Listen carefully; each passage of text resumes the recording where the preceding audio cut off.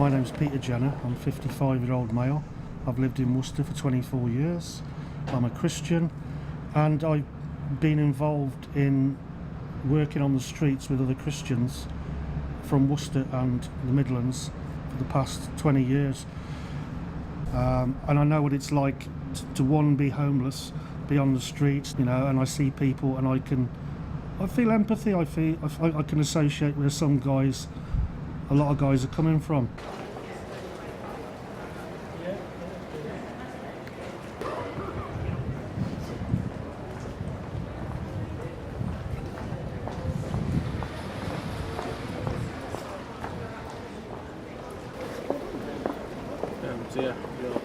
Where you're from, your name? Yeah, Simon, and from Evesham originally, born and bred, I should say, not bought.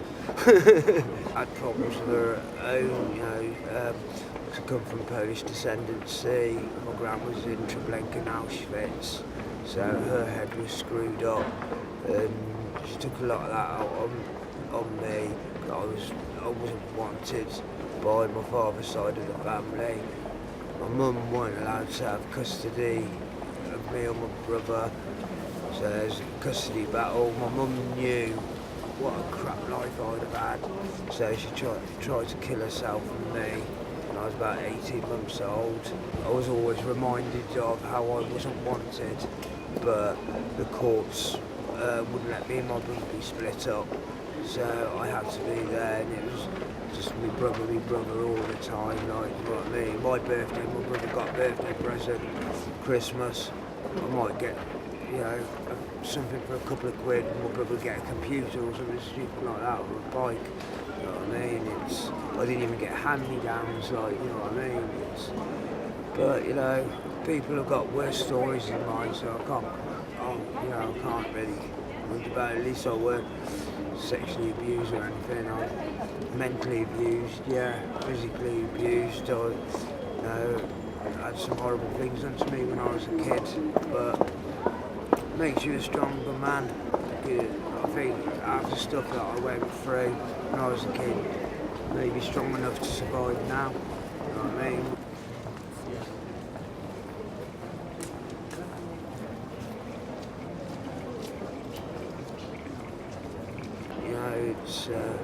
I don't blame anyone for it, in my family or anything, but, it's, on the other hand, it wouldn't have hurt any of them to try and help me, you know what I mean? But, like I said, it's just my brother, I couldn't care less about me. Such is life. Just got to smile and get on with it.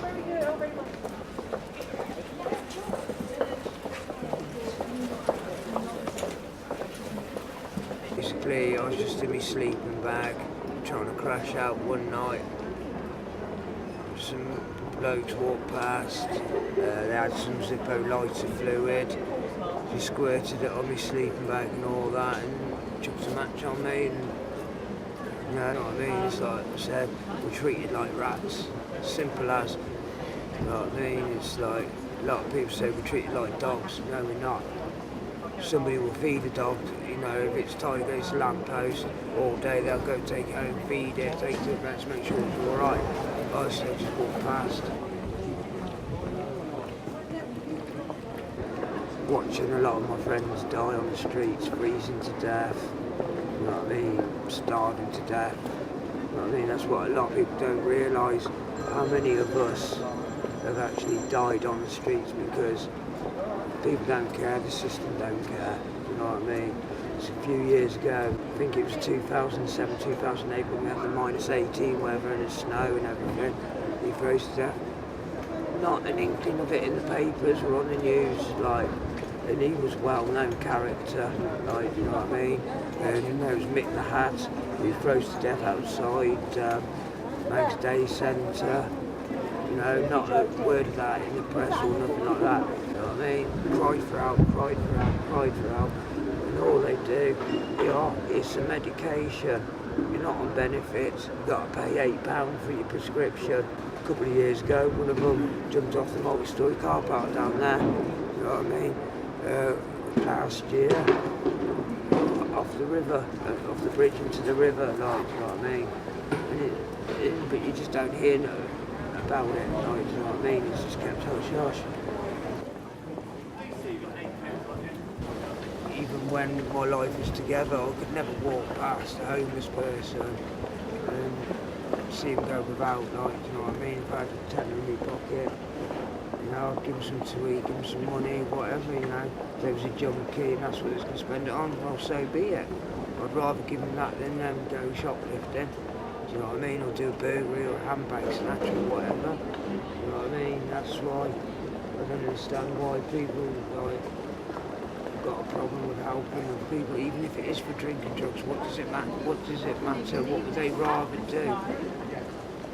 Give you money out of their own will, or you go and burgle them, or steal their car, or something like that? Nobody wants that, do they? I'm not saying give me money, or I'll go and burgle you. Do you know what I mean? But you know, it's, you know, we've all got to survive. We're all on this planet together. We should all help each other, and there wouldn't be this problem.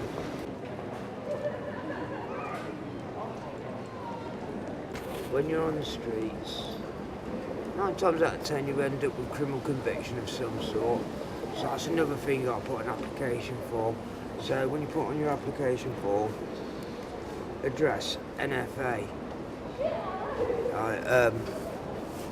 where have you worked in the last 12 months? I haven't worked for 17 years. What have you been doing in those 17 years? Sat outside TK Maxx begging. Any criminal convictions, yeah, you know what I mean? It's like, you got no chance, have you? Do you know what I mean? And then the next person's application form, oh, I've been working at McDonald's for 12 months. Yeah, I live with my parents, or I've got my own flat with my wife and kid, or whatever, blah, blah, blah. Who's going to get the job? Do you know what I mean? I certainly had nobody is going to give you a chance. You know, people say, oh, well, why don't you go doing the picking on the farms and all that? Because all the Eastern Europeans are doing it. I find it hard, it hurts me to say it, so that's why I'm struggling a bit. Simon told us, he says, I've been diagnosed with motor neurone disease. And he says, yeah, the doctors said it's not advanced yet. And we all believed him. It was Christmas time, around that time of year. BBC Hereford and Worcester, the radio station, were doing a feature on Christmas and the homeless in Worcester. And they came round with us, the group, the Christians, and they interviewed Simon. And I heard the interview on BBC, on Hereford and Worcester, of Simon. And Simon said, I'm a Christian, you know, and, you know, told his story. Okay, what happened is, some time after that, Simon went to prison. He did about 18 months in prison, or he got 18 months and did 12 months for heroin dealing. He never had motor neurone disease. You deteriorate. It's really serious. And, you know, he's right as rain 4 years later after telling us that. He's running around with his rucksacks and everything, you know. So, yeah, that's just all I wanted to say, really, that there's two sides to every story. And, you know, Simon, I do feel for him. I've spoken to him. But is, he don't want to stop what he's doing. That's what he's told me, you know.